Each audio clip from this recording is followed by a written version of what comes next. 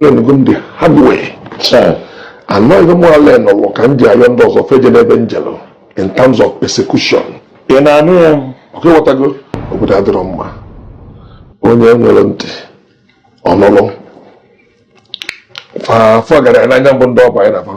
all have to coexist. If you know me, you know I am not a content creator. I don't seek for validations. I don't make videos because it's trending. Whenever I see topic, I take my time because I still need to make some findings, make research. You need to understand the context, the reason why the person is saying what he's saying before you can respond. The intention and the aim of some of my video is to educate and re-educate the populace. So if you're an Igbo man following me, you must understand who you are following, my intention, my vision, the aim, and the reason why I'm here online. The reason is to correct the impression people have about us in the Igbo. That reason is the reason why I started telling people that I'm an Igbo man, even though I'm in Delta State.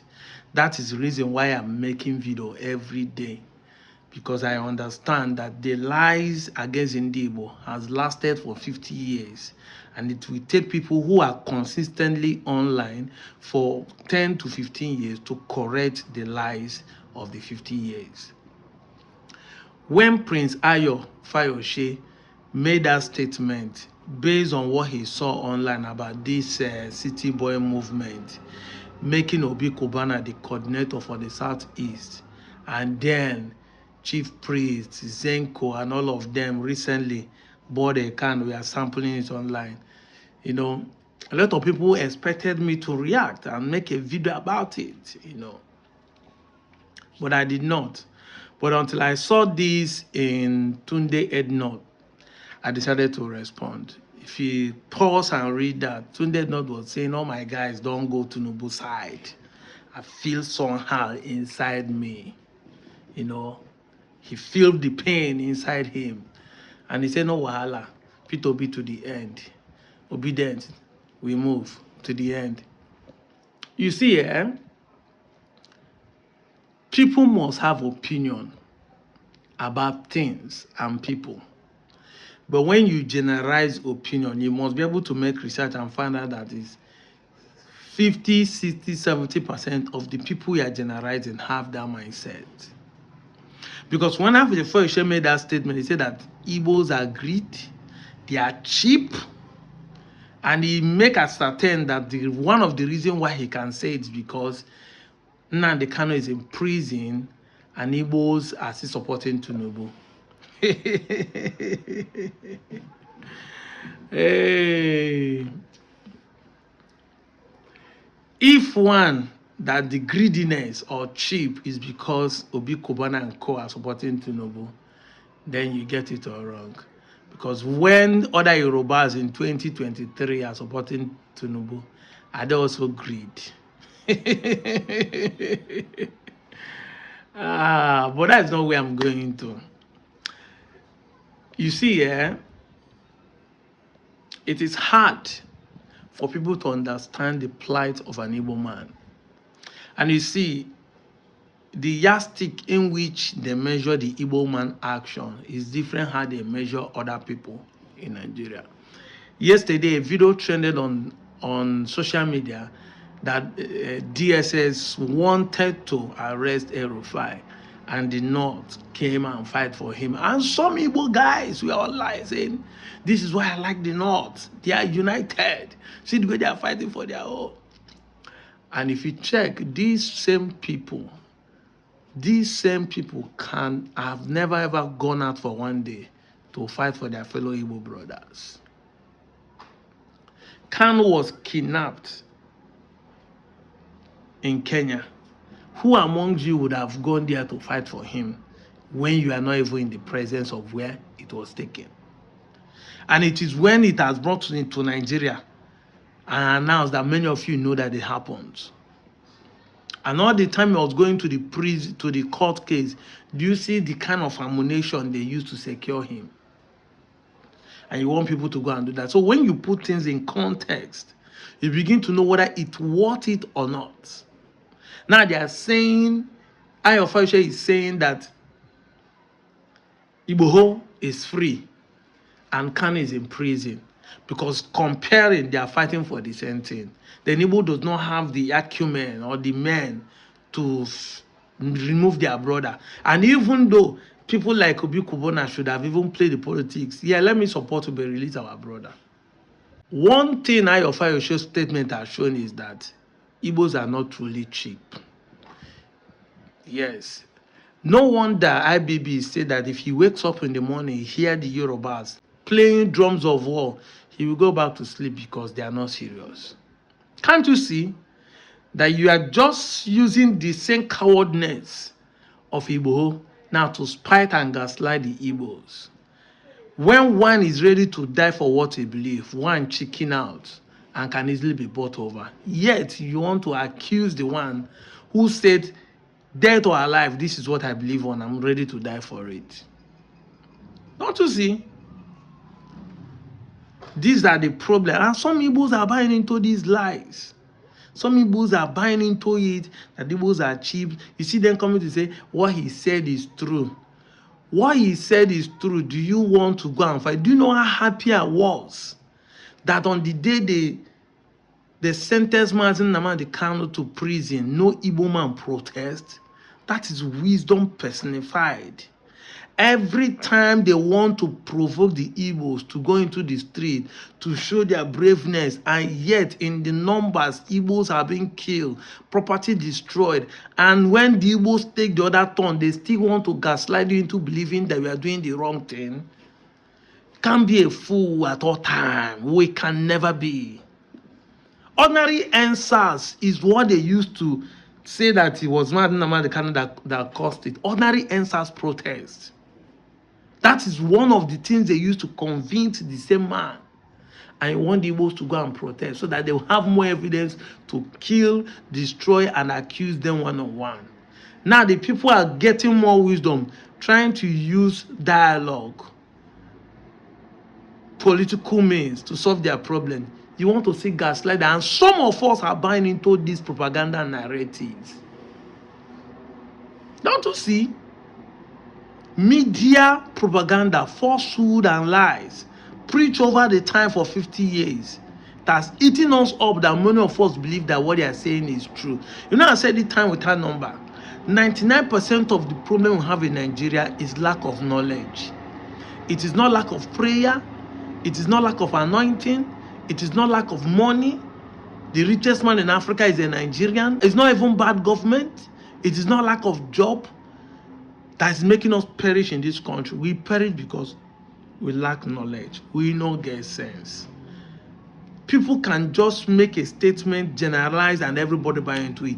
Over the years, they have been telling us this lie that Igbos are not united, and we bought into it. So they said, if they are united, why are they not fighting for Kanu? You that is united, why didn't you fight for Abiola before he was killed? They know that is united. What happened?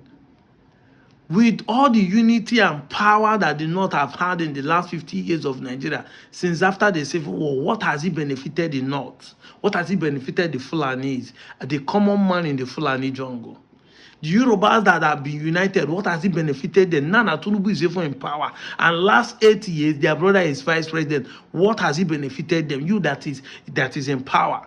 You know, I said it time without number. English no be our mate. Exactly. English no be our mate. Because the way you define word and apply it, we know whether you understand what we are saying or not. If things are not properly defined, abuse of it is inevitable. And this is what we do in Nigeria.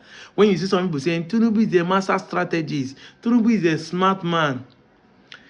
Whenever you use the word smartness, the action or the resultant of any action you took by smartness must be positive. Mark my word. Whenever someone play you sense and the end result is positive, meaning win-win for both of you, you are not angry, he's not angry. That is when you can say you are smart. But if I play you sense and the end result is negative, You lose, I win, or you win, I lose. Then I am not smart. I am a crook, cunning, and crafty. Exactly. So when you call a politician smart, but the end result, the resultant effect of his governance actions in the politics or decisions of his policies against the people are negative, the person is not a smart politician. He's just selfish. He's just a crook. He's just a cunning and crafty person. Define the English word well. You find out that 99.9% of Nigerians will call smarts are crook, cunning, and crafty people. But English not be our mate. It's not our language. That is why we will see somebody doing evil, we say he's a smart person. We see somebody doing evil, he say he's a strategist. You see somebody doing evil, he say he's wise. When somebody is playing selfish politics, you say he's a smart person. He's a smart move. When instead of you to define it the way it is, give it the name it is, tag the person what it is, call it what it is. A spade is a spade. Call it crook, call it crafty, call it cunning. This is like what Reno Mokri is doing. Just that the Reno own is showing. He can say something now and deny it tomorrow. The same man that said he will never work, it's not in his DNA. Now the DNA has changed overnight. He can now work for Tinubu. Now he come with the live tongue that is working for Nigeria as an ambassador. No. You would have worked, you would have become a minister or start cleaning, carrying file for Tinubu before you know say you are working for Nigeria. All the minister Tinubu appoint is not working for Nigeria, but for their selfish interest. For his selfish interest. That is what we are talking about. So they are not smart, they are crook, cunning, and crafty. Call it what it is. And that's why I tell people that until we in Nigeria start calling it what it is, the Northerners will not stop voting the wrong people. Because when you come, they say the North are united. No. Once people come together and make a decision, if their actions of their decisions is negative, they are not united, they are connivers. That's the English word. That is what it means. The North are not united. Because for the last 30 years and the last 50-something years that the North has been running around trying to enforce people into power. Even this religion of a thing they are forcing people now to become. They are forcing people in Yoruba land now to embrace Yoruba. That will tell you that these guys are not united. They are connivers. They are conniving to do evil. So if the media and the people start telling them, why is it not conniving to vote the wrong people? Why is it not conniving to enforce people to follow Sharia? Why is it not conniving to kill people, to massacre people? Why is it not conniving? That is when the North will now start saying, no, we are not connivers. Oh. And everybody will now start feeling guilty. No, I don't want them to say we are connivers. I will not support them to vote the wrong person. That is the only way we can defeat it. But if you start painting evil good name, it will keep coming back because the people will feel ego. Say, they say we are united, so let's go out and vote our own person. And this is why Nigeria it is where it is. The most united people in Nigeria still remain the Igbos until proven otherwise. This is what I'm trying to say. Igbos are greedy, they are cheap to buy. But you do not know that your own brother is cheaper to buy. Which day here, just a few weeks ago before the Grammy, it was Wizkid and the Yorubas that are dragging who is better than Fela, the same Yoruba man. Nobody see that they are divided. But imagine saying that between an Igbo man artist, maybe say Finn and Flavor. Hey! They will change his take. Igbos don't like themselves. It's all about money. It's all about greed. It's all about pride. The same Igbo are on the internet defending Wizkid, so by defending Fela.